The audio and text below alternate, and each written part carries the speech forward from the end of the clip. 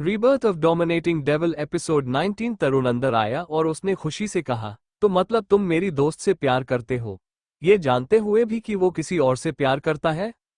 खुशी इस पर खड़ी हुई और बोली, ऐसा कुछ नहीं है, और ना ही मैं अर्नव को सरगम से अलग करने वाली हूँ। वो जैसी है ठीक है। मैंने अपनी मन की बात बताई है। मैं सिर्फ प्यार करती थी, अब तो वह भी नहीं है। तरुण ने कहा, क्यों करती थी? प्रिंसी ने कहा, यह कोई सवाल हुआ कि क्यों करती थी? तुम क्यों करते हो मुझसे प्यार?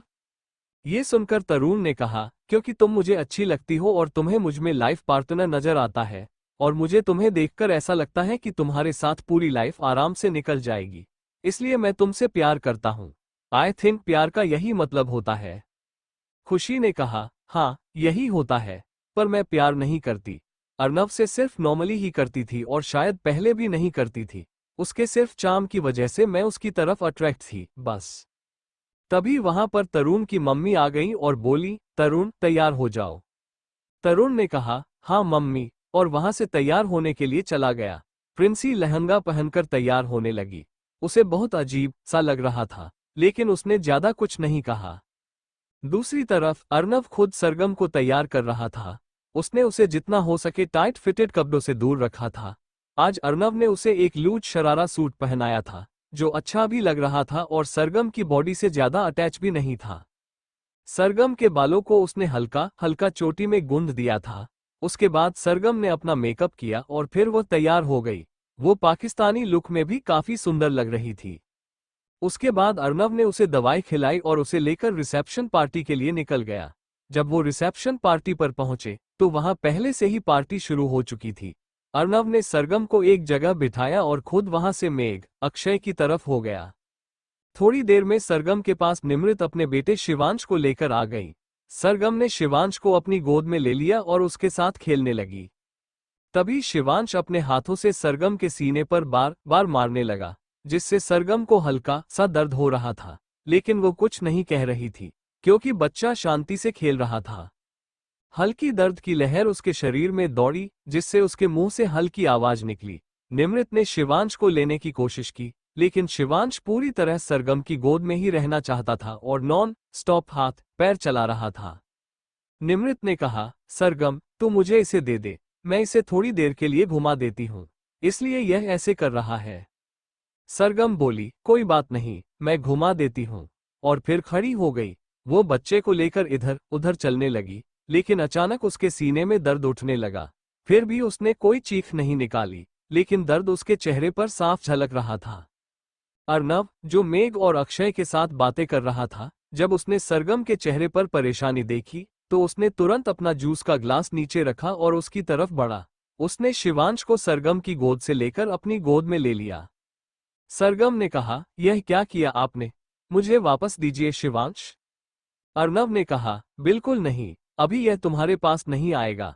ये तुम्हें परेशान कर रहा है, तुम्हें चोट पहुंचा रहा है, और तुम्हें इसे गोद में नहीं लेना चाहिए। फिर अर्नव ने निमृत से कहा, अपना बेटा अपने पास रखो। निमृत ने बच्चे को ले लिया और कहा, क्या कर रहे हो आप? मासी को कौन ऐसे परेशान करता है, शिवांशु? इस पर शिवांश खिलखिलाकर हंसने लगा, जिससे सरगम भी मुस्कुरा दी। निमृत ने बच्चे को एक तरफ किया और कहा, नहीं, तो सरगम उदास हो गई और जाकर एक कोने में बैठ गई। अर्नव ने कुछ खाने के लिए निकला और उसके बाद सरगम के पास जाकर बैठ गया। उसने सरगम की तरफ खाना बढ़ाया और कहा, चलो खा लो। सरगम ने अपना चेहरा दूसरी तरफ कर लिया और बोली, नहीं खाना। अर्नव ने कहा, सरगम खा लो, तुम्हारे लिए जरूरी है। सरगम ने जवाब दिया, कुछ भी जरूरी नहीं है, मैं शिवांश के साथ आराम से खेल रही थी, लेकिन आपको परेशानी हो रही है। अर्नव ने कहा, तुम्हें परेशानी हो रही थी, तुम्हें दर्द हो रहा था, चलो खाओ इसे, गुस्से में खाना नहीं छोड़ते। सरगम मान नहीं रही थी, वो अपनी जिद पर अड़ी थी। तभी अर्नव ने कहा, सरगम जिद मत करो, वरना। सरगम ने उसकी तरफ देखते हुए कहा, वरना क्या? वरना क्या? अर्नव ने उसका चेहरा अपनी तरफ किया और कहा, बहुत कुछ कर सकता हूं। अचानक सरगम का चेहरा अर्नव के चेहरे के करीब आ गया, जिससे सरगम की सांसें अटक गईं। उसने अर्नव को अपने आप से दूर करना चाहा, तो अर्नव मुस्कुरा दिया और खाने की प्लेट को एक तरफ रख दिया। हर कोई वहां था, लेकिन सबका ध्यान दूल्हा और दुल्हन पर था। और सरगम और अर्नव एक कोने में बैठे हुए थे। तभी किंजल की नज़र उन दोनों पर गई और उसने अक्षय से कहा, उन्हें देख, कितने रोमांटिक हो रहे हैं। अक्षय ने उनकी तरफ देखा और फिर किंजल से कहा, तो होने दो, तुम अपने में फोकस करो। किंजल ने उसके कंधे पर हाथ रखा और कहा, मैं तो होना चाहती हूं फोकस, पर आप होने नहीं देते फोकस। अक्षय ने कहा, शट अप, और फिर वहां से जाने लगा।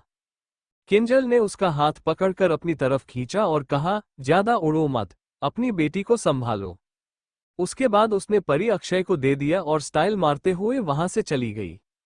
अक्षय ने बस अपना सर हिला दिया और उसके चेहरे के करीब बढ़ रहा था। सरगम को घबराहट हो रही थी। वो घबराते हुए बोली, हीरो यहाँ पर बहुत सारे लोग हैं। अर्नव ने इस पर हर जगह अपनी नजर घुमाई और फिर अचानक से खड़ा हो गया। उसने सरगम को लेकर एक तरफ आकर उस दीवार से लगाया जहां पर कोई भी नहीं था, फिर खुद उसके चेहरे के करीब झुकने लगा। सरगम ने अपना चेहरा दूसरी तरफ कर लिया। अर्नव ने उसका चेहरा अपनी तरफ कर लिया और उसके होठों को अपने होठों में लेकर तुरंत बंद कर दिया और उसे किस करने लगा। सरगम का दिल जोरों से धड़क रहा था और उसे समझ नहीं आ रहा था कि अपने इस बढ़ती धड़कनों को कैसे शांत किया जाए, क्योंकि वो काफी शोर कर रही थी। अर्नव ने उसके सीने पर अपना एक हाथ रखा और उसे सहलाने लगा।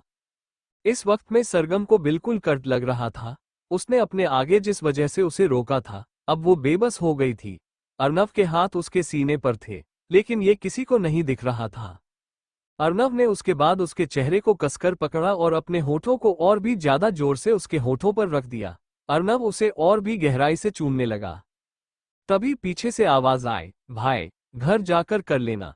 अर्नव ने सरगम को छोड़ा और पलटकर देखने लगा, तो वहां पर मेघ खड़ा था। उसने कहा, क्या हुआ? मेघ ने कहा, सब तरुण और प्रिंसी को गिफ्ट दे रहे हैं, तुझे नहीं देना? अर्नव ने कहा, ऑलरेडी दे चुका हूं। मेघ ने कहा, क्या दे चुके हो? और मैंने नहीं सुना कुछ भी दिया हो। अर्नव ने कहा, तुझे क्या गिफ्ट गिफ्ट होता है, तुझे भी बताऊंगा, अब जाओ यहां से। उसके बाद वह वापस सरगम के चेहरे के पास झुकने लगा। सरगम ने उसे अपने आप से दूर किया और कहा, क्या कर रहे हैं आप? अर्नव ने कहा, क्या कर रहा हूं? कुछ भी नहीं कर रहा हूं। सरगम ने कहा, अच्छा, और यह क्या था? अर्नव ने कहा, तुम मेरी है, तुम्हें तो पता है मेरा राइट है। उसके बाद वो फिर से सरगम के सामने आकर उसके होठों को अपने हाथों में ले लिया। सरगम को लगा कि उसे मना करने का कोई फायदा नहीं है, इसीलिए वो वहां से निकलने लगी। अर्नव ने अपने हाथों को सरगम की कमर पर रखा और उसे अपने करीब खींच लिया। सरगम ने अपने हाथों को उसके कंधे पर रखकर दबाना शुरू किया। दूसरी तरफ खुशी पिक्चर्स क्लिक की जा रही थी। तभी प्रिंसी ने कहा, सरगम नहीं दिख रही, मुझे तुम सब फ्रेंड्स को पिक्चर्स के लिए बुलानी है एक साथ, लेकिन तुम्हारा एक फ्रेंड तो है ही नहीं। मेघ ने कहा, हमारा वाला नहीं वाला। अक्षय ने पूछा, क्यों क्यों नहीं आएगा? बता, कहाँ है, हम लेकर आते हैं उसको। मेघ ने कहा, अरे भाई, वो अपनी वाली के साथ है, वो नहीं आएगा। किसी को समझ नहीं आया, तो मेघ ने कहा, भाई बात समझो, हम में से सिर्फ वो अकेला रह गया है बिना शादी के, थोड़ा सा प्राइवेसी दे दो यार, कुछ पल के लिए, क्या पता वो भी लगे हाथों शादी कर ले। जैसे ही मेघ ने ये कहा, सब मुस्कुरा उठे। अक्षय ने कहा, मैं उसे बुलाता हूं। उसके बाद उसने अर्नव को कॉल कर दिया। अर्नव और सरगम एक दूसरे में बिजी थे।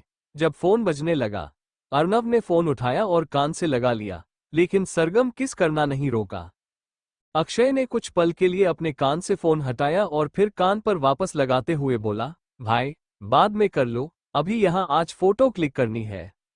अर्नव को ना चाहते हुए भी सरगम को छोड़ना पड़ा। फिर उसने सरगम के कपड़ों को ठीक किया और अपने होठों को भी ठीक किया। उसे लेकर वो पिक्चर्स क्लिक करने के लिए आ गया।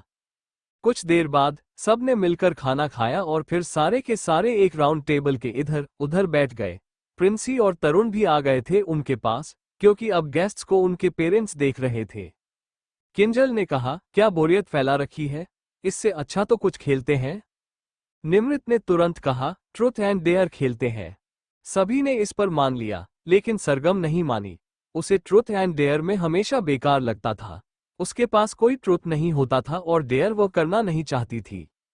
सरगम ने कहा, आप सब खेलो, मैं यहां से दूसरी तरफ जाकर बैठ जाती हूं। निमृत ने उसका हाथ पकड़ लिया और कहा, क्या यार सरगम, खेल लेना। मुझे पता है कि तेरे पास कोई ट्रुथ नहीं है, तू एकदम खुली किताब की तरह है, सब कुछ पता है तेरे बारे में, लेकिन फिर भी कुछ तो होगा जो नहीं पता होगा। सरगम ने कहा, जो कुछ है ही नहीं तो क्या बताऊंगी, और डेयर मुझे नहीं चाहिए, तुम बहुत बेकार बेकार डेयर देते हो। प्रिंसी ने कहा, अब कोई बेकार डेयर नहीं देने वाले, ऐसा ही देंगे जो हो सके। ठीक है, बैठ जाओ। सरगम बैठ गई और फिर बीच में एक बोतल रखी गई और उसे घुमाया गया। सबसे पहली बारी अक्षय की आई और सबने पूछा, ट्रुथ या डेयर? अक्षय ने कहा, ट्रुथ। मेघ ने कहा, मैं पूछूंगा। सबने ओके कर दिया और फिर मेघ ने पूछा, तो ये बता कि तू इस लड़की से मिलकर कब आया? अक्षय ने कहा, मतलब? मेघ ने कहा, मतलब कि तू कब उससे मिलकर आया? अचानक से लेकर आया था हमारे सामने कि भाई हम दोनों गर्लफ्रेंड और बॉयफ्रेंड हैं और शादी करनी है। तो वो दोस्त कब बनी, ये बता पहले। और तुम्हारी मुलाकात कैसे हुई? अक्षय ने गहरी सांस ली और कहा, मतलब इनडायरेक्टली तुम चाहते हो कि मैं अपनी लव स्टोरी तुम सबके साथ डिस्कस करूं? सबने एक साथ कह दिया, हाँ। अक्षय ने कहा, मेट्रो स्टेशन पर मिले थे हम दोनों। निमृत ने पूछा, मेट्रो स्टेशन, वहां क्यों मिले थे? अक्षय ने कहा, हाँ, मेट्रो स्टेशन मैडम का पर्स चोरी हो गया था और मैं वहां पर किसी काम से गया हुआ था। गलती थी उस चोर की जो मेरे हाथ लगा। फिर मैंने भी उसकी धुलाई करी और उसे पुलिस के हवाले कर दिया। मैडम ने थैंक यू के बदले मुझे अपना फोन नंबर दिया था। डेली थैंक यू के मैसेज भेजती थी मुझे, और मैं इतना ज्यादा फ्रस्ट्रेटेड हो गया था इन थैंक यू के मैसेज से। एक दिन मैंने गुस्से में बोल दिया, अरे भाई, मैंने तुम्हारी मदद की, इसका मतलब ये थोड़ी कि डेली डेली मुझे थैंक यू बोलोगी। उसका मैसेज आना तुरंत बंद हो गया और उसके बाद ऐसा लगा जैसे जिंदगी में कुछ खाली खाली हो गया हो। मतलब वो मैसेज आते ही नहीं थे। पहले डेली कम से कम 50 मैसेज पक्के होते थे थैंक यू के। और उसके बाद मैंने सामने से मैसेज किया कि क्या हुआ, तुम चुप चुप क्यों हो गई हो? तो इसने कहा, चुप चुप नहीं हुई हूं, आपने ही कहा था कि थैंक यू के मैसेज मत भेजो, और मेरे पास कुछ है नहीं बात करने को, इसलिए मैं चुप रहती हूं। तो मैंने कहा, बात करने के लिए तो बहुत कुछ हो सकता है, तुम शुरू तो करो। उसके बाद शुरू हुई बात, लेकिन उसमें भी यह हर बार थैंक यू ही बोलती रहती थी। और फिर एक दिन इसी थैंक यू के चलते मिलने का प्लान बनाया। मैडम ने सामने से प्रपोज किया था। फिर धीरे धीरे दोस्ती, गर्लफ्रेंड, बॉयफ्रेंड और हस्बैंड वाइफ की कहानी बन गई। उसकी निशानी है हमारी छोटी सी प्यारी सी बेटी। प्रिंसी ने इस पर कहा, मतलब थैंक यू ने बना दी जोड़ी? अक्षय ने कहा, हाँ, कुछ ऐसा ही कह सकते हैं। उसके बाद बोतल को दोबारा घुमाया गया और इस बार यह अर्नव की तरफ रुकी। अर्नव ने कहा, ट्रुथ। अक्षय, मेघ और तरुण तीनों ने एक दूसरे को देखा, क्योंकि एक सवाल उन तीनों के दिमाग में काफी समय से था। उन्होंने एक साथ अपना सवाल दोहराया, तुझे सरगम से प्यार है? तुझे कब पता चला भाई? मतलब तू हमेशा उससे भागता रहता था, अचानक से तूने अस्पताल में उसे आई लव यू बोल दिया। ऐसा क्या हुआ था कि तूने अचानक से आई लव यू बोल दिया? सरगम अर्नव को देखने लगी, क्योंकि यह सवाल तो एक वक्त उसके दिमाग में भी आया था, लेकिन बाद में जब बार बार अर्नव उसके लिए सब कुछ अच्छे से करने लगा, तो उसने इस सवाल को अपने दिमाग से निकाल दिया। लेकिन आज इन तीनों की वजह से यह सवाल फिर से उसके दिमाग में आ गया और वो अर्नव को देखने लगी। जब मेघ, तरुण और अक्षय ने अर्नव से पूछा कि क्या उसे सरगम से प्यार हुआ था, तो अर्नव कुछ पल के लिए चुप हो गया। सरगम भी उसे आराम से देखने लगी। वह भी जानना चाहती थी कि अर्नव ने अचानक से उसे अस्पताल में आई लव यू क्यों बोला था। उसे कब इस बात का एहसास हुआ कि वह उससे प्यार करता है। अर्नव ने सरगम की तरफ देखा और कहा, तुम्हें भी जानना है? सरगम ने कहा, हाँ, जानना है। फिर सरगम ने थोड़ा रुककर कहा, उस वक्त दिमाग में तो आया था, लेकिन मैंने यह बात जाने दी थी। अर्नव ने कहा, और तुमने यह बात क्यों जाने दी थी? सरगम ने कहा, पता नहीं, पर जाने दी। अर्नव ने कहा, पर मुझे पता है कि तुमने यह बात क्यों जाने दी थी। सरगम बस उसे ही देखती रही। अर्नव ने कहा, क्योंकि तुम्हें मैं मिल गया था, इसलिए तुमने यह बात जाने दी थी। और फिर अर्नव ने कहा, अगर मैं ये बोलूं कि मुझे तुमसे प्यार हुआ ही नहीं था तो? हर कोई हैरानी से अर्नव को देखने लगा। सरगम बोली, क्या मतलब, आप मुझसे प्यार नहीं करते? वो बस अपनी आंखों में आंसू लाने ही वाली थी कि अर्नव ने उसके दोनों हाथ पकड़ लिए और उन्हें अपने होठों के पास लाकर चूम लिया। उसने कहा, करता हूं, अब तो बहुत करता हूं। उस वक्त नहीं करता था, शायद करता था, लेकिन उस वक्त महसूस नहीं हुआ था, बाद में हुआ। सरगम ने कहा, आप प्लीज सही सही बोलिए ना। अर्नव ने कहा, तुम्हें याद है जब मैंने हॉस्पिटल में तुमसे आई लव यू बोला था और तुमने उसके बाद मुझे इरिटेट करना बंद कर दिया था। लगभग लगभग पूरा नहीं, और मुझे बहुत फ्रस्ट्रेशन होती थी। सरगम ने कहा, मालूम है। अर्नव ने कहा, उस फ्रस्ट्रेशन को खत्म करने के लिए ही मैंने बोला था, ताकि तुम मेरा पीछा छोड़ दो, लेकिन तुमने पीछा नहीं छोड़ा। तुम्हें पता है मुझे प्यार कब हुआ, मतलब प्यार का एहसास कब हुआ? सरगम ने अपना सिर नामे हिलाया। अर्नव ने कहा, मुझे अचानक से पापा ने कहा कि हमें 1 साल बाद नहीं, अभी कुछ दिनों बाद सिंह रायजादा मेंशन जाना है। सरगम ने कहा, मतलब? अर्नव ने कहा, मतलब ये कि तब तक मैं सिर्फ तुम्हारी खुशी के लिए तुमसे प्यार कर रहा था, लेकिन उसके बाद खुद से भी, जब पापा ने अचानक से ये कहा कि अब हम यहाँ नहीं रहेंगे, तो ऐसा लगा कि कुछ छूट रहा है। लेकिन फिर भी पूरी तरीके से महसूस नहीं हुआ। जब से मैंने तुम्हें देखा था, तुम उस एरिया में आई थी, तब से खिंचाव तो था, तुम्हारी तरफ अट्रैक्शन था, पर प्यार नहीं था। पर शायद प्यार भी था, बस एहसास नहीं था। जब मुझे पता चला कि हमें यहाँ से जाना है, तो मुझे लगा कि शायद ये खिंचाव और बढ़ गया है। लेकिन जब मैं फाइनली अपने घर पहुंचा और तुमसे फोन पर बात करने लगा, पर तुम्हें सही से देख नहीं पा रहा था। कुछ दिन तुम फोन नहीं उठाती थी, तुमने तो बिल्कुल ही बात करना बंद कर दिया था। तब मुझे ऐसा लगा कि मैं तुमसे प्यार करता हूँ। अर्नव ने आगे कहा, इसलिए जब 6 महीने बाद हम मिले थे और तुम मेघ के साथ खुलकर डांस कर रही थी उसके भाई की शादी में, तो मुझे बहुत जलन हुई थी। गुस्सा भी आया था। मैं तुमसे मिलने के लिए बेसब्र था, पर तुम मुझसे मिल नहीं रही थी। तब मुझे एहसास हुआ कि मैं प्यार नहीं करता, बल्कि शिद्दत से इश्क करता हूँ। क्योंकि प्यार तो किसी से भी किया जा सकता है, पर इश्क सिर्फ उसी से होता है जिससे आपकी रूह का मिलान होता है, और मुझे ये सब तुम्हारे साथ करना था। धीरे धीरे मेरा प्यार और गहरा होता गया, और जब कोई और लड़का तुम्हारे पास आता था, तो मुझे गुस्सा आता था, चिढ़ होती थी, और मेरा प्यार और भी सजीव हो जाता था, गहरा हो जाता था। जब एक बार निकेतन सरकार ने तुम्हें हट करने की कोशिश की थी, तब वो इश्क इबादत में बदल गया। मुझे तुम्हें किसी भी कीमत पर पाना था। उसके बाद अर्नव ने सरगम के हाथों को पकड़कर कहा, मुझे नहीं पता कि मैंने क्या कीमत चुकाई है, लेकिन तुम मुझे मिल गई हो। शायद कुछ बहुत ही महंगा चुकाया होगा। उसके बाद उसने सरगम की हथेलियों को चूम लिया, फिर सबकी तरफ देखकर कहा, चलो अब तुम अपना गेम कंटिन्यू करो। उसे बोतल दोबारा घुमाई गई और इस बार बारी प्रिंसी की आई। हर कोई उसे देखने लगा। अर्नव ने अब सरगम के दोनों हाथों को पकड़ा हुआ था। उसका मन कर रहा था कि वह सरगम को अपनी बाहों में उठाकर जिस होटल में रिसेप्शन हो रहा है, उसी के किसी कमरे में लेकर जाए और उसे शिद्दत से प्यार करे, पर फिलहाल वह ऐसा नहीं कर सकता था। लेकिन उसका मन कर रहा था कि वह उसे अपनी गोद में उठा ले। अर्नव ने अपना हाथ सरगम की कमर पर रख दिया। फिलहाल सरगम ने पाकिस्तानी सूट पहना हुआ था, लेकिन फिर भी उसे एहसास हो गया। उसकी आंखें बंद हो गईं और उसने अर्नव को देखा। इशारों से कहा कि वो कहीं और है, पर अर्नव ने भी इशारों से कहा कि उसे फर्क नहीं पड़ता। तरुण ने उसकी तरफ देखते हुए कहा, ट्रुथ या डेयर? प्रिंसी ने कहा, ट्रुथ। तरुण ने कहा, कोई ऐसी बात जो तुमने मुझे ना बताई हो और बताना चाहती हो? प्रिंसी कुछ देर उसे देखने लगी, फिर अचानक से उसके दिमाग में कुछ आया और उसने अपना सिर पर हाथ रखते हुए कहा, अरे हाँ, मुझे तो तुम्हें बताना था। मैंने तुम्हें कहा था कि मुझे रिसेप्शन पर एक गिफ्ट देना है। तरुण ने कहा, गिफ्ट नहीं, कोई बात। प्रिंसी ने कहा, अरे गिफ्ट ही बात है। तरुण ने कहा, क्या बात है प्रिंसी? प्रिंसी ने इस पर उसने अपना सिर नीचे झुका लिया, तो हर कोई बस उसे देखने लगा। प्रिंसी ने बोलते बोलते अपना सिर झुकाया था, फिर उसने अपने हाथों को आपस में जोड़ते हुए कहा, वह मैं। तरुण ने कहा, वो मैं के अलावा कुछ और भी होगा। प्रिंसी ने इस पर तरुण को देखा और इसका एक हाथ अपने दोनों हाथों में लिया और कसकर पढ़ते हुए बोली, वो मुझे शर्म आ रही है।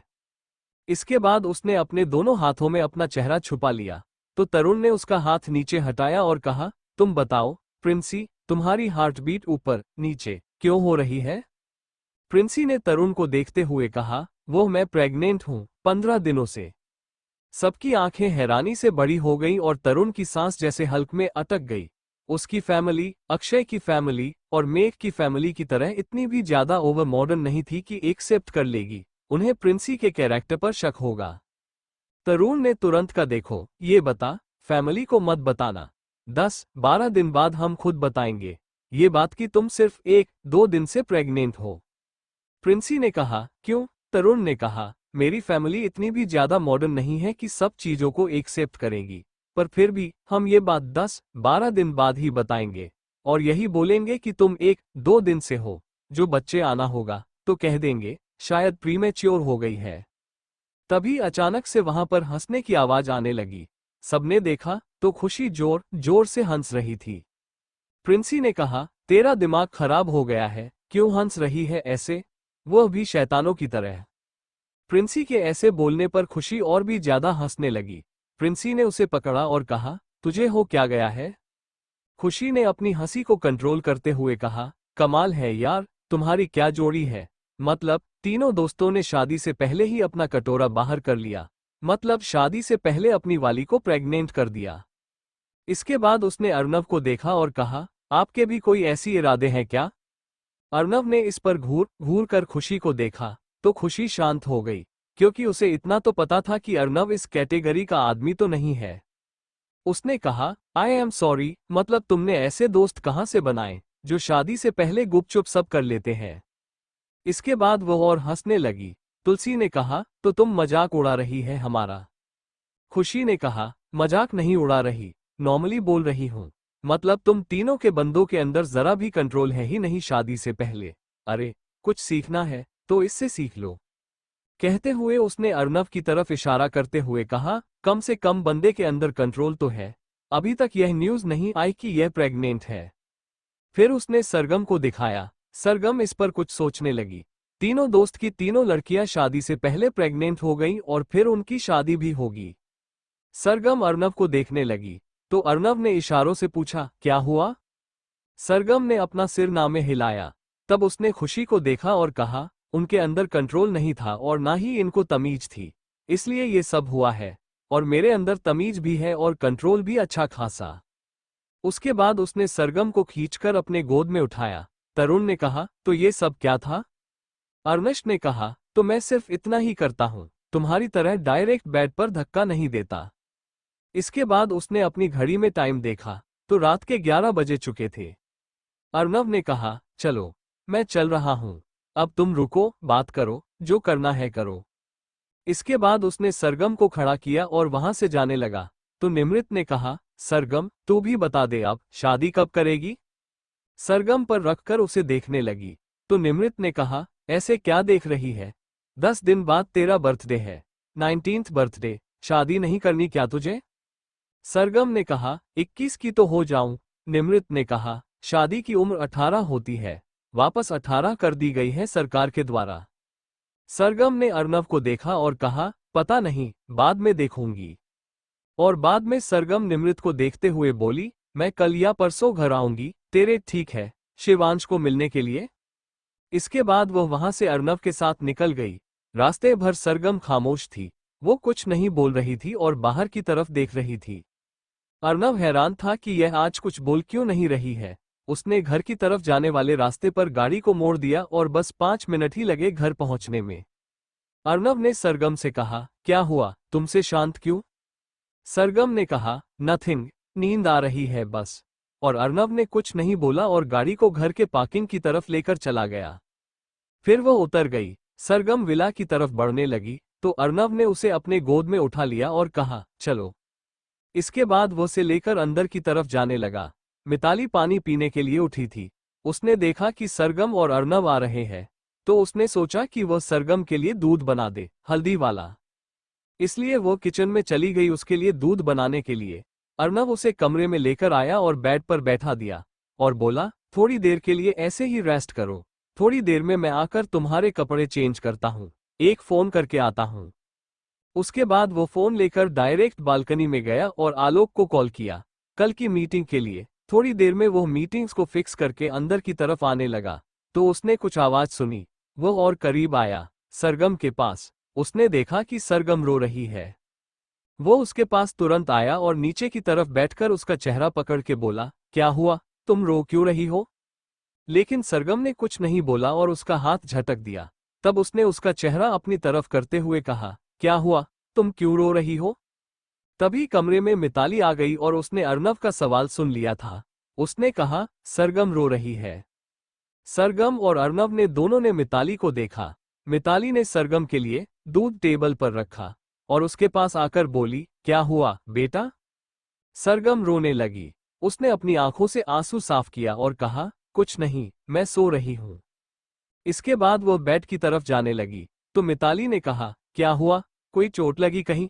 दर्द हो रहा है? सरगम ने अपना सिर न में हिला दिया और मिताली उसके पास आकर बैठ गई और कहा, तो तुम रो क्यों रही हो? सरगम में इस पर मैं मिताली के सीने पर अपना सिर रखा और कहा, मुझे बच्चे चाहिए। अब दोनों को समझ नहीं आया तो अर्नव ने कहा, बच्चे मतलब किसका बच्चा? सरगम ने कहा, मुझे मेरा बेबी चाहिए। अर्नव इस पर हैरान था और उसने कहा, क्या? और मिताली को अभी भी समझ में नहीं आया तो उसने उसका चेहरा अपनी तरफ किया और कहा, मतलब? सरगम ने सुबकते हुए उसे देखा और कहा, मुझे मुझे मुझे प्रेग्नेंट होना है शादी से पहले। मिताली की भी आंखें बड़ी हो गईं। मिताली ने जैसे ही यह सुना कि सरगम को शादी से पहले प्रेग्नेंट होना है और उसे अपना बच्चा चाहिए तो उसने उसे अपने आप से दूर किया और हैरानी से कहा, क्या बोल रही है? सरगम ने कहा, मुझे मेरा बेबी चाहिए। अर्नव ने कहा, बेबी चाहिए? प्लीज माँ आप जाइए, मैं इसे समझा दूंगा। मिताली ने कहा, दूध जरूर पिला देना इसे। और फिर बोली, यह अजीब बात इसके दिमाग में आई कहां से? किसने घुसाए? अर्नव ने कहा, कल बताऊंगा, अभी जाइए। मिताली इस पर वहां से चली गई और अर्नव सरगम के पास आकर बैठा और बोला, सरगम यह क्या है? क्या बोला तुमने माँ को? तुम्हें प्रेग्नेंट होना है? सरगम ने अर्नव को देखा और कहा, आपके सभी दोस्त की गर्लफ्रेंड शादी से पहले प्रेग्नेंट हो गई, मैं नहीं हूं अभी तक, क्यों?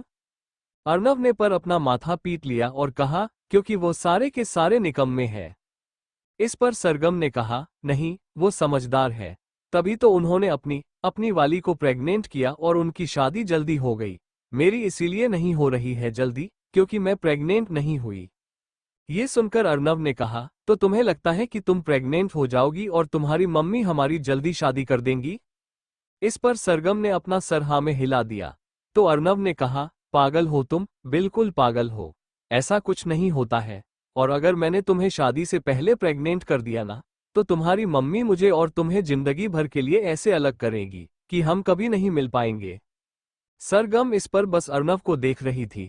अर्नव ने इसके बाद उसके चेहरे को पकड़कर कहा, उन तीनों ने अपनी अपनी वाली को शादी से पहले प्रेग्नेंट तो कर दिया, अब देख लेना, उनका कभी कोई और बच्चा नहीं होगा।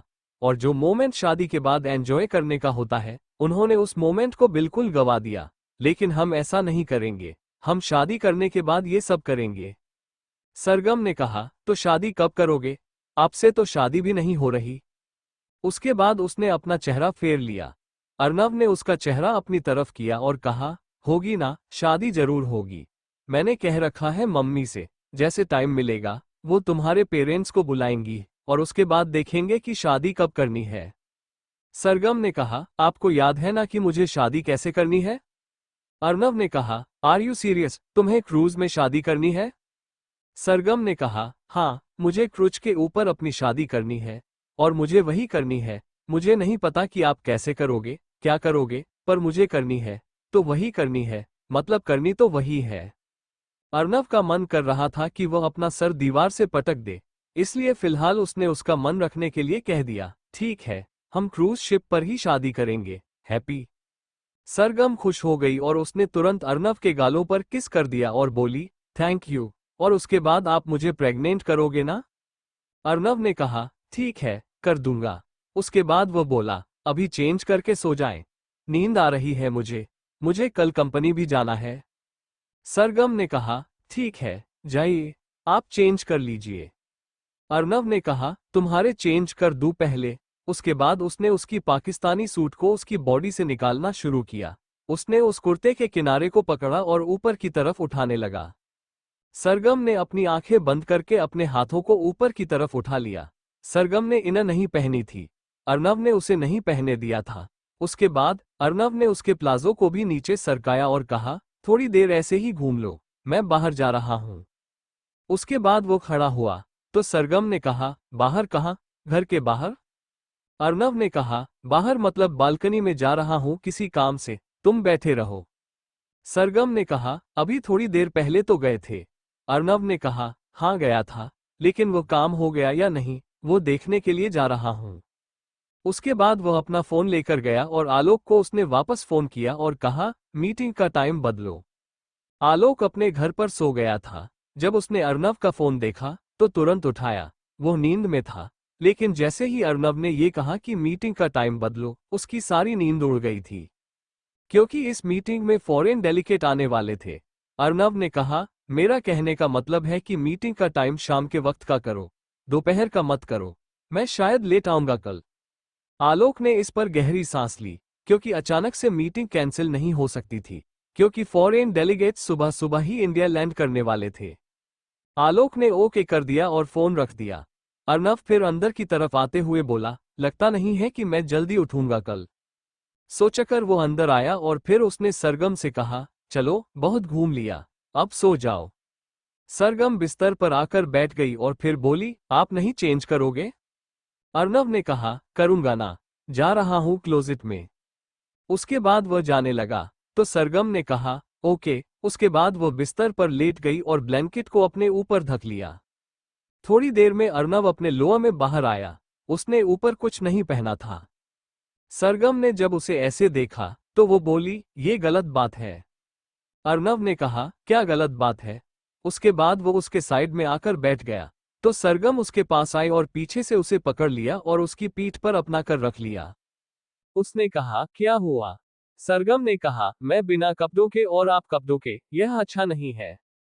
अर्नव ने कहा, मुझे तो पता नहीं, लेकिन तुम्हारी नियत सच में बहुत बेकार है। उसके बाद उसने उसका हाथ हटाया और कहा, सो जाओ। इसके बाद वह लेटने लगा तो सरगम ने अर्नव का लोअर पकड़ लिया और कहा, पहले इसे उतारो। अर्नव ने कहा, तुम्हारा दिमाग ठीक है। सरगम ने कहा, मेरा दिमाग बिल्कुल ठीक है और बहुत ही सही ट्रैक पर है। उतारो, वरना मैं खींच दूंगी। उसने अपनी आंखों को चढ़ा लिया और कहा, अच्छा तुम इसे खोल सकती हो। सरगम ने उसे सच में खोली दिया। उसने कुछ कहा ही नहीं। अर्नव की आंखें बड़ी हो गईं और उसने कहा, तुम्हारा दिमाग कहाँ है? सरगम ने कहा, आपके दिल में। उसके बाद उसके चेहरे के करीब गई और अर्नव पीछे होने लगा तो सरगम उसके चेहरे के करीब अपना चेहरा और लेकर गई। अर्नव लेट गया और सरगम उसके ऊपर आ गई और उसके होठों को अपने होठों में लेकर बंद कर दिया। अर्नव ने अपनी आंखों को बंद किया और सरगम उसे शिद्दत से किस कर रही थी। अर्नव के हाथों से कमर पर आगे और फिर उसे पलट दिया और कहा, क्या करना चाहती हो? सो जाओ ना। सरगम ने उसके चेहरे को प्यार से पकड़ा और कहा, मुझे नींद ही नहीं आ रही, क्या करूं? अर्नव ने कहा, तो जागृता कर लो, पर मुझे सोने दो। उसके बाद वह लेटने लगा तो सरगम उसके ऊपर बिल्कुल अच्छे से लेट गई और बोली, मैं ऐसे सोऊं।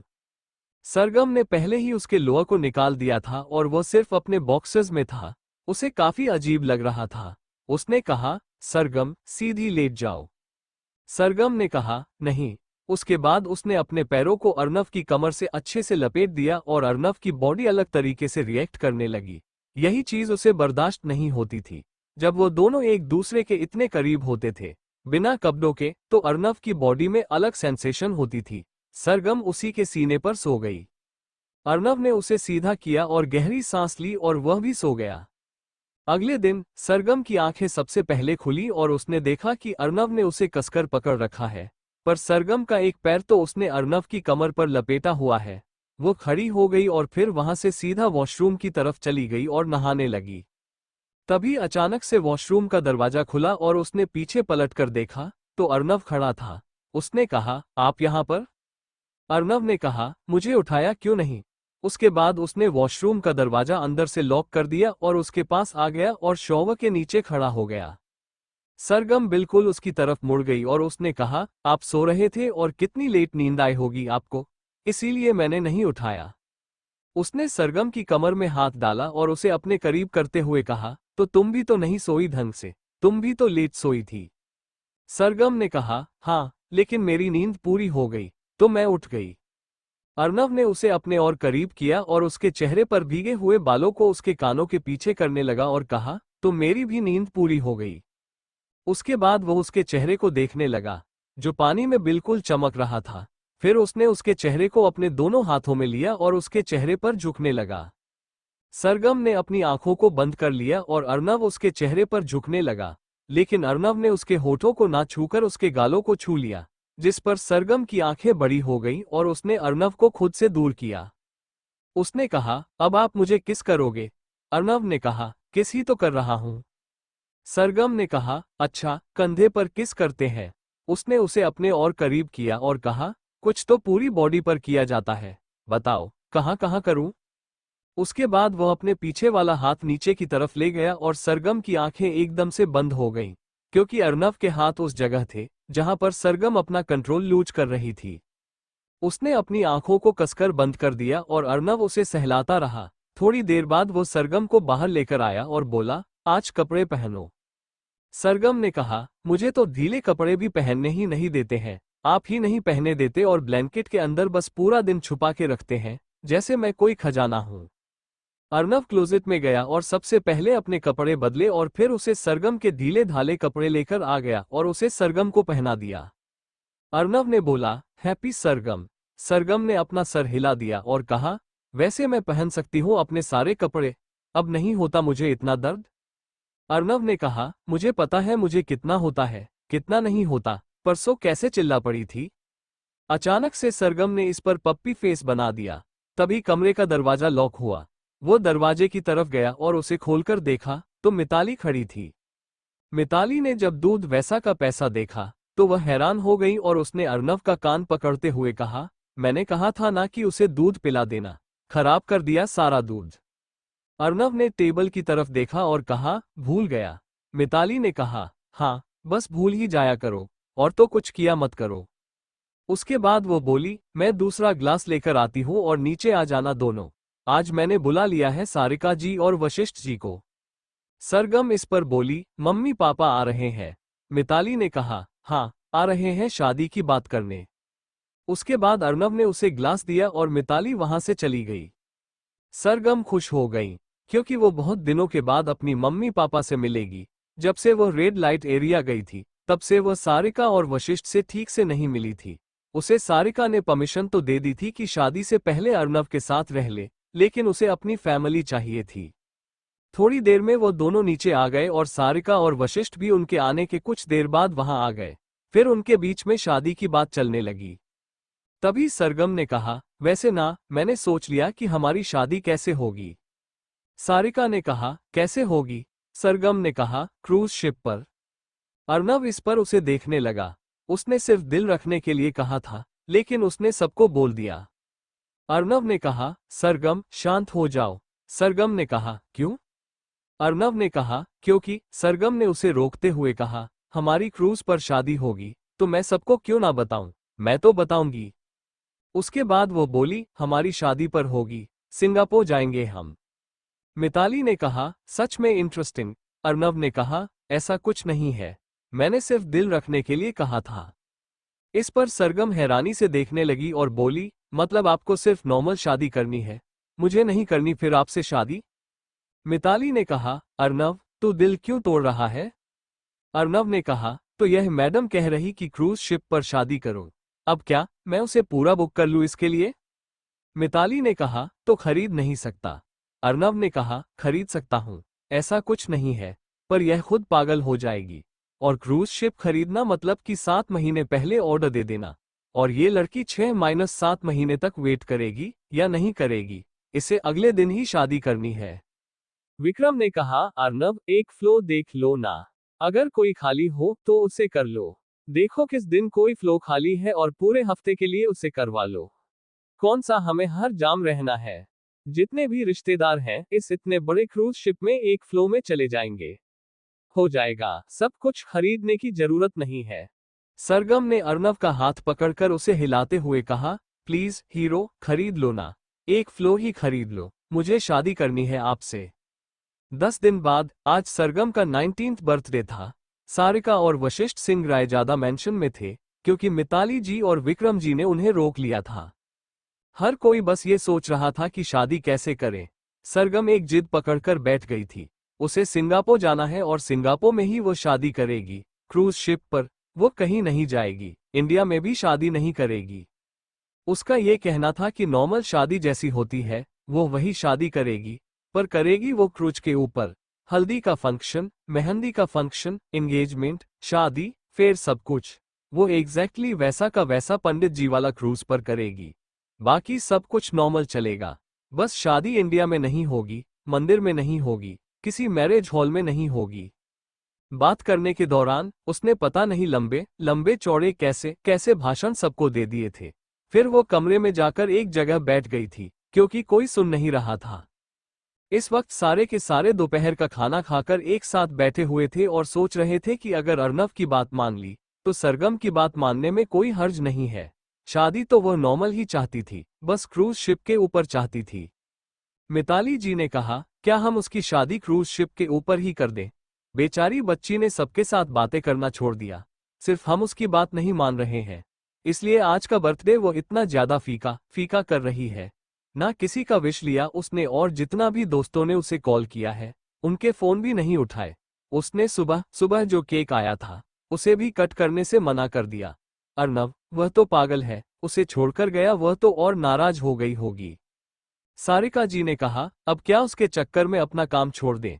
वो 2 दिन से घर पर था सिर्फ उसे मनाने के लिए, और उससे पहले भी जब वह रूठ कर बैठी थी तो भी उसने 2 दिन की छुट्टी सिर्फ उसके लिए ली थी। फॉरेन से डेलीकेट आ रहे थे, लेकिन फिर भी उसने छुट्टी ले ली थी। अपना वो करोड़ों का लॉस उसने सरगम के लिए कर दिया। तभी विक्रम जी ने कहा, बच्ची है वो। सारिका जी ने कहा, सरगम में अकल नहीं आएगी। नॉर्मल ही यही इंडिया में कर लेते हैं, कहीं और चले जाएंगे किसी और स्टेट में। लेकिन नहीं, मैडम को देश ही बदलना है, और शादी भी कहाँ करनी, क्रूज शिप पर, वो भी 1 महीने के अंदर। ऐसी जिद कौन करता है? विक्रम जी ने कहा, आप अपनी बेटी की साइड नहीं लेंगे, हमें बहुत अच्छे से पता है। सिर्फ हम भी अपने बेटे की साइड नहीं में लेंगे, हम अपनी होने वाली बहू की साइड लेंगे, जो कि एक तरीके से हो ही चुकी है, क्योंकि वह रहे एक साथ रहे हैं। बाकी बात नहीं कर सकते हैं। वशिष्ठ जी ने कहा, हमने मना नहीं किया, लेकिन 1 महीने के अंदर जो उसने डिमांड रखी है कि करनी है, वह कैसे पूरी करेंगे? विक्रम जी ने कहा, ट्राई करके देखते हैं। अगर हो गया तो ठीक है, नहीं तो फिर उसे मनाते हैं। हम तो बिना ट्राई किए उसे मना रहे हैं, ट्राई तो करें पहले एक बार। सारिका ने अपने पैरों को पटक कर खड़े होते हुए कहा, तो आप सब मनाएंगे उसे? मैं उस लड़की को और नहीं मना सकती। मैं कमरे में जा रही हूँ थोड़ी देर के लिए रेस्ट करने, समझा दीजिए उसे। और प्लीज बोल दीजिए कि आज का बर्थडे अच्छे से सेलिब्रेट करें, उसके सारे दोस्त यहाँ आने वाले हैं। इसके बाद वो वहां से अपने कमरे की तरफ चली गई। अर्नव के कमरे में सरगम ने किसी के भी मैसेज का रिप्लाई नहीं दिया था, और अर्नव ने तो विश ही नहीं किया था उसे सुबह से, और शाम को भी उसने विश नहीं किया था। हर बार वो उसे रात को 12 बजे उठाकर, सरगम कितनी भी गहरी नींद में हो, उठाकर विश कर देते था।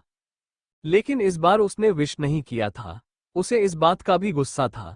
कम से कम इस बात को साइड रखकर अच्छे से बर्थडे सेलिब्रेट करते, लेकिन नहीं, उसने ऐसा कुछ नहीं किया। वापस मीटिंग है, मीटिंग है, मीटिंग है कहकर यहां से चला गया जल्दी जल्दी। सुबह वो बालकनी में थी और दूसरे कमरे में थी, वो आज अपने खुद के कमरे में भी नहीं गई। रात का वक्त, हर कोई आ गया था, लेकिन अर्नव अभी तक कंपनी से नहीं आया था। थोड़ी देर पहले जब मिताली जी ने उसे कॉल किया था तो वह मीटिंग में बिजी था। आलोक ने उसका फोन उठाया था और कहा था कि अभी 1.5-2 घंटा और लगेगा अर्नव को मीटिंग में।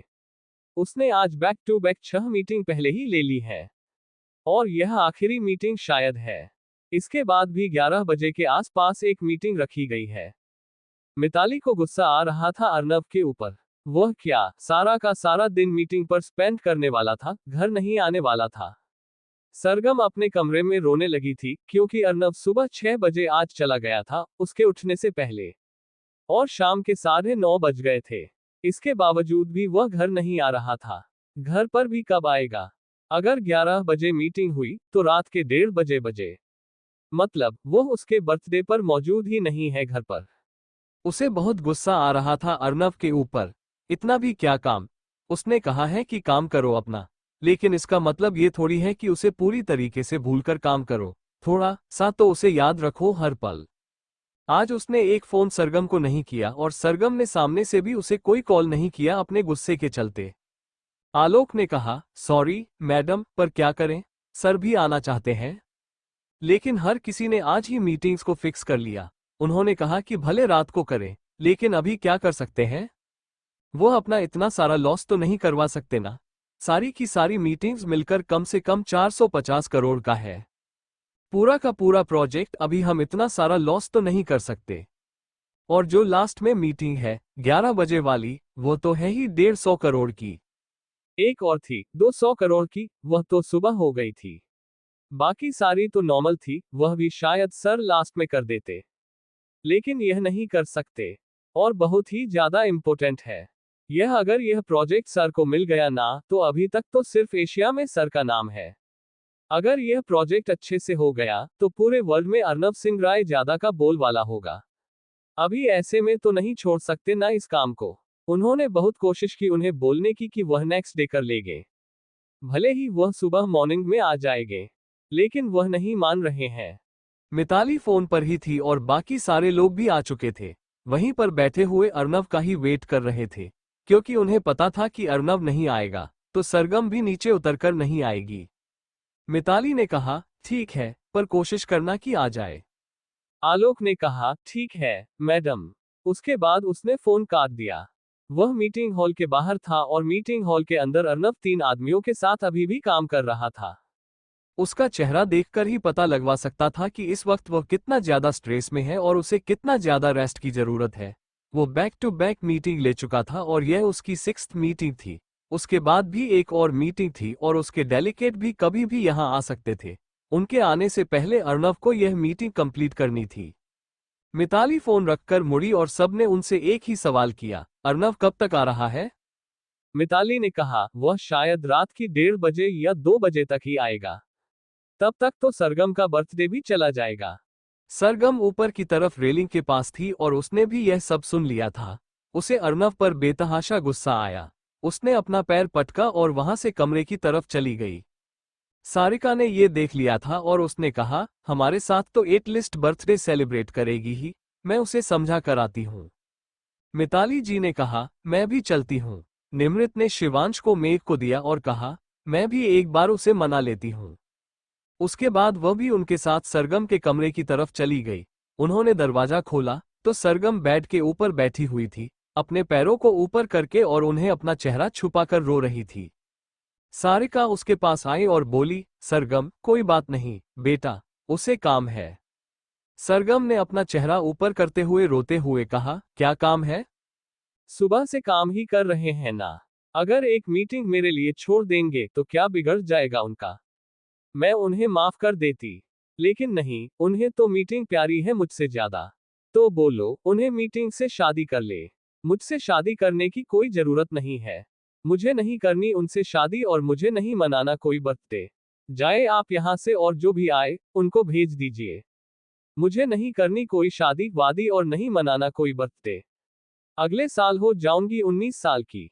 सारिका ने कहा, ऐसे बोल देने से क्या तुम अगले साल हो जाओगी 19 साल की? 19 साल की तो हो चुकी है ऑलरेडी।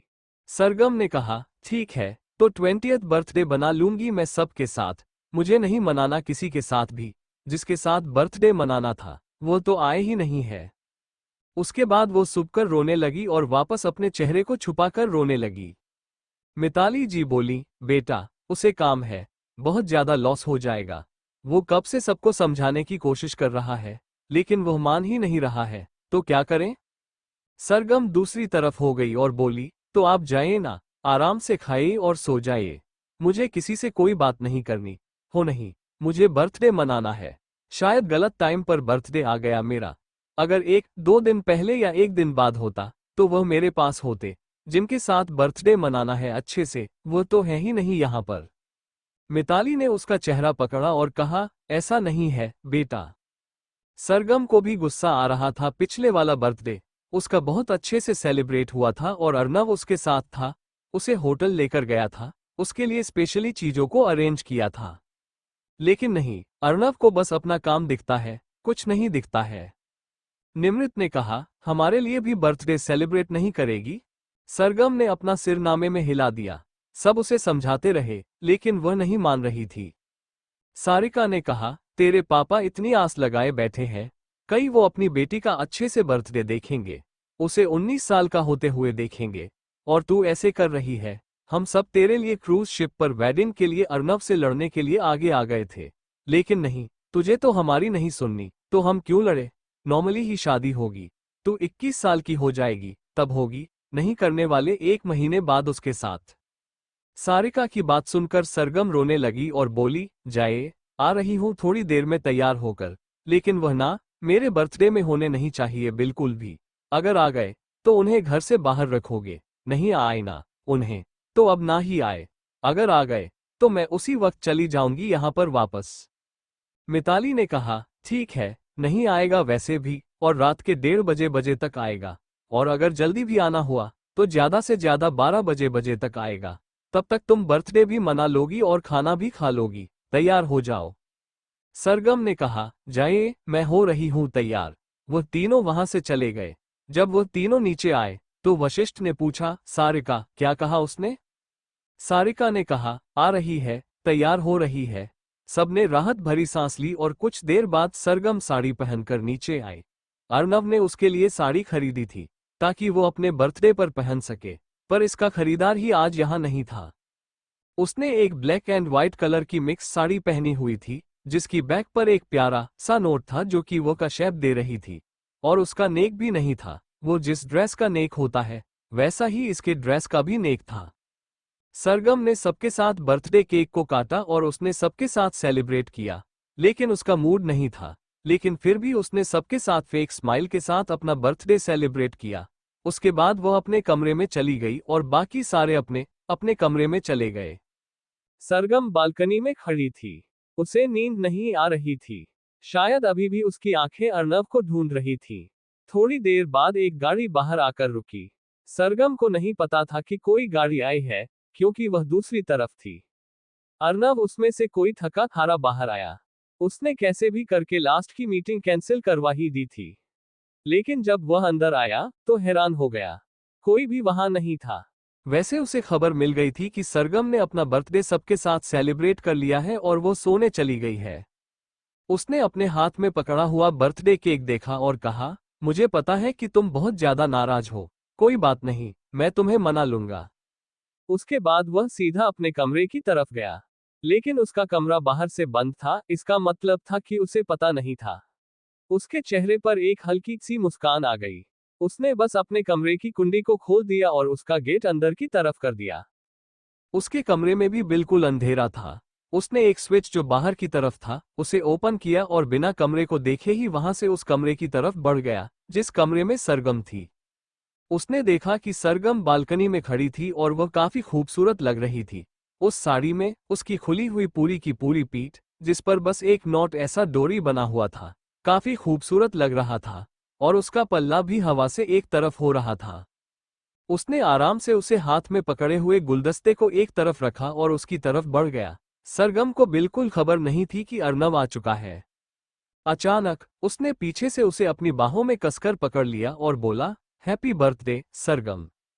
सरगम की सांसें एकदम से अटक गई।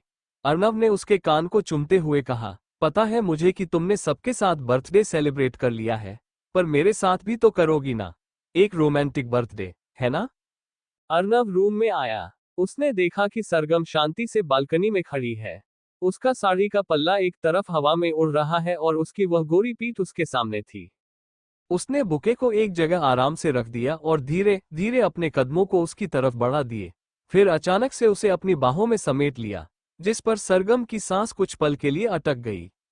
अर्नव ने उसे कहा, हैप्पी बर्थडे, और फिर उसके कान को चूमते हुए बोला, तुमने सबके साथ बर्थडे सेलिब्रेट कर लिया, मेरे साथ कौन करेगा? मेरे साथ भी तो करोगी ना अपना रोमांटिक बर्थडे सेलिब्रेट?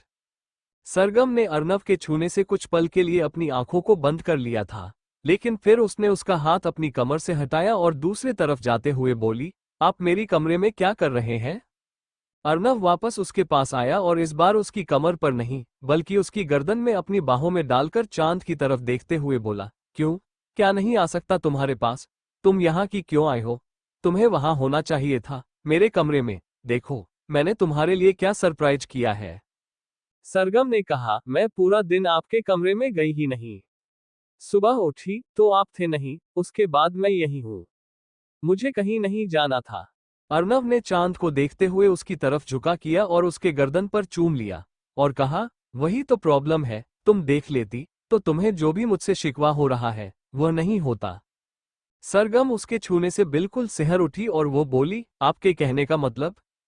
अर्नव अपने हाथों को धीरे धीरे नीचे की तरफ लेकर गया और उसने उसकी पेट को पकड़ लिया और उसे हल्का सा दबाया, जिस पर सरगम ने पूरी तरीके से खुद को उसकी बाहों में ढीला छोड़ दिया। वो सुबह से उससे नाराज थी, लेकिन इस तरीके से उसने उसे छुआ, वो बिल्कुल पिघल गई। उसने अर्नव के गाल पर हाथ रखा और हल्का सा मुड़कर उसे देखने लगी। वो भी उसकी आंखों में देखने लगा और अर्नव ने कहा, तुम्हारे लिए एक रोमांटिक सरप्राइज है मेरे कमरे में, और अगर तुमने नहीं देखा तो मैं क्या करूं? अच्छा हुआ नहीं देखा, क्योंकि मैं चाहता था कि मैं खुद तुम्हें सरप्राइज के पास लेकर जाऊं। मुझे पता था कि तुम नाराज हो जाओगी और तुम्हारी नाराजगी मुझे कैसे खत्म करनी है वह भी मैं बहुत अच्छे से जानता हूं। सरगम ने कहा, कैसे करोगे बताओ? अर्नव ने सरगम को बिल्कुल पलट दिया और उसे बालकनी की रेलिंग से अच्छे से लगा दिया। दोनों तरफ अपने हाथ रखकर उसकी तरफ झुकते हुए बोला, क्या चाहिए तुम्हें गिफ्ट में? सरगम ने कहा, मुझे पूरा दिन आपका साथ चाहिए था, जो आपने मुझे नहीं दिया। अब क्या मांगू? दिन तो चला गया, रात बची है। वो उसके चेहरे पर झुकता ही गया और बोला, बिल्कुल, रात बची है और सबसे प्यारी रात ही तो होती है। दिन में क्या है? दिन में खाते पीते घूमते हैं, वो तुम कल भी कर लोगी। कल मुझे 2 घंटे के लिए जाना है, बस उसके बाद आऊंगा और उसके बाद पूरा दिन तुम्हारा यह अर्नव सिंह रायजादा पूरा दिन सरगश मिश्रा का रहेगा। और तुम्हें गिफ्ट चाहिए? सरगम ने अपना सर हंसते हुए झुका दिया। वो बिल्कुल अपनी नाराजगी भूल ही गई थी। अर्नव ने कहा, अभी देता हूं, अपनी आंखें बंद करो। सरगम ने अपनी आंखों को बंद किया और फिर अर्नव ने अपनी पॉकेट से कुछ निकाला, कुछ लिफाफे जैसा। अर्नव ने सरगम की आंखों पर हाथ रखा और कहा, मैं अपना हाथ हटा लूंगा और तुम अपनी आंखें खोलकर अपना गिफ्ट देख लेना। सरगम ने अपने होंठ खोले और कहा, ओके। अर्नव ने 3 तक अकाउंट डाउन किया, 1, 2, 3, और फिर उसने अपना हाथ धीरे धीरे उसकी आंखों से हटा लिया। सरगम ने धीरे धीरे अपनी आंखों को खोली। जब उसने एक नॉर्मल प्लेन लिफाफा देखा तो वो बोली, आप क्या मुझे बर्थडे में पैसे देंगे? अर्नव ने कहा, खोलकर तो देखो, क्या पता कुछ और मिल जाए, कुछ ऐसा जो तुम चाहती हो मुझसे। उसने अर्नव के हाथ से लिफाफा ले लिया और फिर उसे खोलने लगी। अर्नव बिल्कुल उसके ऊपर झुक गया था और उसके गालों पर लगातार किस कर रहा था। अर्नव की इतने इंटेंसिटी को अपने ऊपर महसूस करके सरगम ने कुछ पल के लिए अपनी आंखों को बंद कर लिया और 2 पलों के लिए उसे किस में खो गई। एक हाथ उसने गर्दन पर रख दिया और उसे हल्का सा दबाया। फिर जब उसने अपने आप को नॉर्मल महसूस किया तो अपना हाथ उसने हटाया और वापस लिफाफे को खोलने लगी। अर्नव अभी भी उसके गाल पर किस कर रहा था और सरगम की आंखें बार बार उसकी इंटेंस किस की वजह से बंद कर रही थी। उसने आखिरकार लिफाफे को अपने हाथों से खोल ही दिया। जब उसकी नजर अंदर रखी हुई चीज पर गई तो उसकी आंखें पहले हैरानी से बड़ी हो गई और फिर उन आंखों में एक अलग सी चमक आ गई। उसके चेहरे पर मुस्कान आ गई। अर्नव, जो अब तक उसके गालों पर लगातार किस कर रहा था, सरगम ने थोड़ा सा खुद को पलट दिया और सामने से उसके होठों पर उसे चूमने लगी। अर्नव को पता था कि यह सामने से होगा, इसलिए उसने कुछ किया ही नहीं था। जैसे अर्नव को हर एक चीज जो आगे होने वाली थी उन सब के बारे में पहले से पता था। सरगम ने लिफाफे को और जो पेपर उसके लिफाफे के अंदर था उसे अपने हाथ में कसकर पकड़ लिया और अपने हाथों को अर्नव की गर्दन के पीछे ले गई और उसे क्रिस क्रॉस किया। वह भी अर्नव से ज्यादा शिद्दत से उसे चूमने लगी।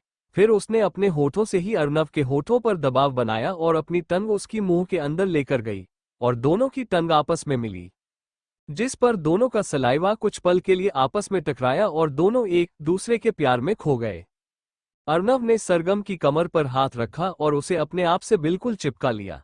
जब दोनों को सांस लेने में तकलीफ हुई तो सरगम ने उसे छोड़ दिया और अपने माथे से अपना माथा मिलाते हुए खुश होते हुए बोली, थैंक यू। उसके बाद उसने अपनी आंखें खोली और उसके गालों पर लगातार किस करते हुए बोली, आप मान गए हमारी शादी के लिए? उसके बाद वो अर्नव के गले लग गई। अर्नव ने भी उसे कसकर पकड़ लिया और उसकी पीठ और कमर को सहलाते हुए बोला, कैसे नहीं मानता? इतने समय से नाराज होकर बैठी थी, मुझसे देखा ही नहीं जा रहा था, ऐसा कुछ, इसीलिए मानना पड़ा। सरगम इस पर बोली, मानना पड़ा था? क्या मतलब है? आप क्या जबरदस्ती कर रहे थे ये सब? अर्नव इस पर मुस्कुराते हुए बोला, नहीं, जबरदस्ती नहीं, बस बिजी था इसीलिए, और तुम्हें मनाया भी नहीं। आज सुबह मैंने तुम्हें विश भी नहीं किया जल्दी जाने के चक्कर में। तुम तो इतनी गहरी नींद में सो रही थी, इसलिए सोचा कि आकर करूंगा, पर तुम तो नाराज हो गई थी। फोन उठाया तुमने मेरा? एक बार कॉल किया था मैंने तुम्हें। सरगम ने कहा, कब? वो दोनों अभी भी एक दूसरे के गले लगे हुए थे। उसने कहा, जब मैं 10 मिनट के लिए लंच के लिए फ्री हुआ था, तब सोचा तुमसे वीडियो कॉल पर बात करूंगा, लेकिन तुमने तो फोन ही नहीं उठाया। तुमने तो ऑनलाइन मोड हटा दिया, ऑफलाइन होकर बैठी थी पूरा दिन। सरगम ने कहा, अरे मैं ऑफलाइन होकर नहीं बैठी। उसके बाद वो उससे दूर हुई और बोली, मेरे फोन का रिचार्ज खत्म हो गया। अर्नव ने कहा, कर देना कल सुबह। सरगम ने कहा, मैं मर जाऊंगी अगर मेरे फोन का इंटरनेट नहीं चला तो। मेरा बोरियत का एक ही इलाज है, internet, YouTube, Netflix, Amazon prime video पर। अर्नव ने उसके होंठ पर अपने होंठ रखकर कहा, ठीक है, वैसे गिफ्ट कैसा लगा? सरगम ने भी उसके होंठ पर अपने होंठ रखकर ही कहा, काफी अच्छा है। फाइनली हमारी शादी क्रूज शिप पर होगी। I am very happy. कल मैं सुबह उठकर सबसे पहले सबको यही बताऊंगी। और मैं आपसे नाराज थी। आपको मैं बिल्कुल भी अच्छे से ट्रीट नहीं किया। जब अभी आप आए, सुबह से आपके बारे में न जाने क्या क्या बोला। मैंने तो ये कह दिया था कि अगर आप बर्थडे के टाइम पर आ गए, तो आपको घर के बाहर रखें, वरना। उसके बाद वह उससे दूर हुई और अर्नव ने कहा, क्या तुमने ये कहा? तुम नाराज हो गई। उसके बाद उसने अपना हाथ उसकी कमर से हटाया और दूसरी तरफ जाकर खड़ा हो गया। ये सिर्फ उसका नाटक था, लेकिन अर्नव की नाराजगी देखकर सरगम को लगा कि वह सच में नाराज हो गया। सरगम ने अपने हाथ में पकड़ा हुआ वह एग्रीमेंट देखा, जिसमें फाइनली अर्नव ने क्रूज शिप का एक फ्लो खरीद लिया था। वह भी पूरे 10 दिन के लिए। क्योंकि हर रस्म में मैंने एक दिन का गैप तो चाहिए ही था और उन्हें अच्छे से सारी रस्में वहां पर फुलफिल करनी थी। पर अर्नव इस बात से अनजान था कि वहां जाकर सरगम शादी के लिए एक नई डिमांड रखेगी, जो कि उसने अभी नहीं बताई थी। सरगम कमरे में चली गई और अर्नव ये देखकर हैरान रह गया। क्या मतलब? उसे मनाना ही नहीं था। वह अब सच में नाराज हो गया। उसने सोचा और बाहर की तरफ देखने लगा। तभी अचानक से पीछे से सरगम आए और उसने कहा, सॉरी। वह मैं पेपर रखने गई थी, ताकि हमारी रोमांस में वह कहीं गायब न हो जाए। अर्नव तो सच में नाराज हो गया था। उसने कोई रिएक्शन नहीं दिखाए, बस अपने हाथों को रेलिंग पर रख दिया। सरगम को पता था कि वह नाराज हो चुका है, इसीलिए उसने अपने सिर को उसकी पीठ से अच्छे से लगाया और उसे शर्ट के ऊपर से चूमने लगी, जिस पर अर्नव की आंखें कुछ पल के लिए बंद हुई, लेकिन उसने अपनी कंट्रोल को पूरी तरह से काबू में रखा।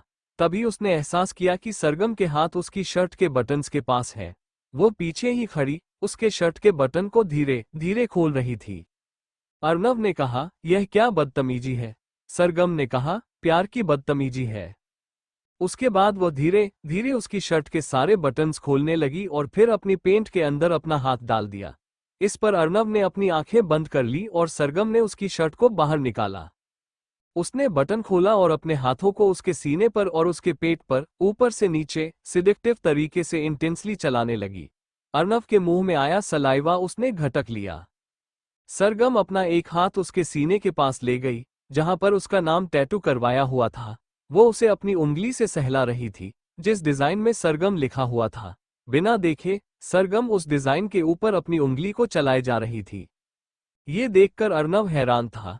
क्या सरगम को याद हो गया था कि उसके सीने पर किस तरीके से उसका नाम डिजाइन किया हुआ है?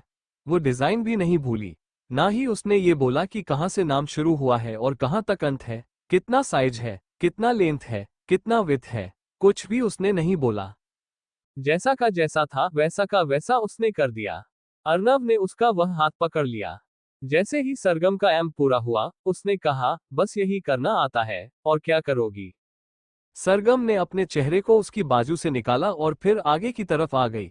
उसके गर्दन में हाथ डालते हुए कहा, आता तो बहुत कुछ है, और करके भी दिखा सकती हूँ। अगर आपको यकीन नहीं हो रहा कि यह सरगम मिश्रा क्या क्या कर सकती है।